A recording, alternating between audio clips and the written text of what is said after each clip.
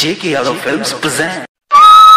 ना मोहब्बत संभाली गई ना नफरतें पाली गई, अफसोस है उस जिंदगी का जो तेरे पीछे खाली गई। सिंगिंग बाय प्रिंस बिरिया। जाए से पहिले के सोना तू मानी लेका हनवा गे सोना चान बन के करी है अंजोर तू पिया के अंगनवा गे सोना चान बन के करी है अंजोर तू पिया के अंगनवा गे।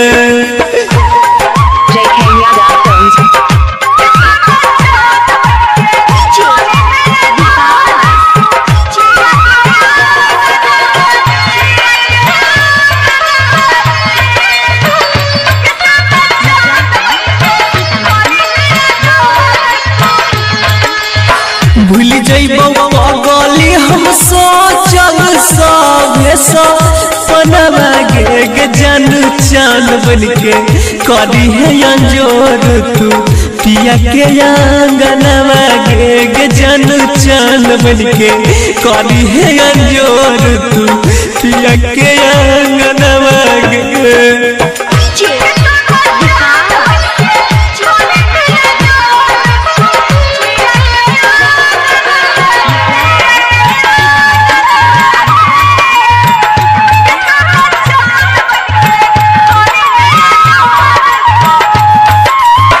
पेनी है जब दुल्हन के जोड़ा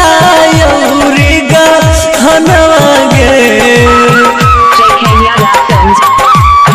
देख दी है सुंदर सुरातिया मनाई ले मनवा गे जन चान बन के करी है अंजोर तू पिया के अंगनवा गे सोना चान बन के करी है अंजोर तू पिया के अंगनवा गे।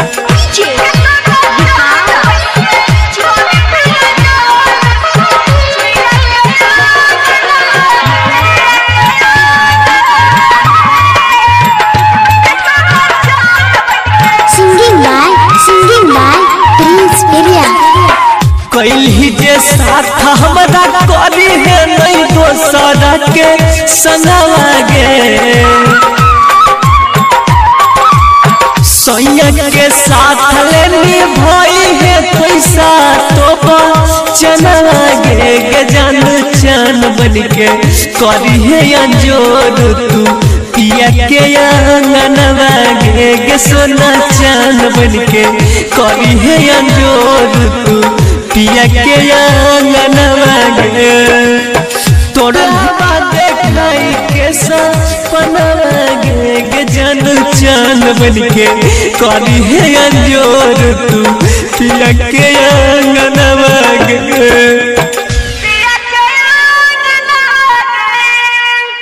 JK Yadav Films। साले मांझी जमुई जिला।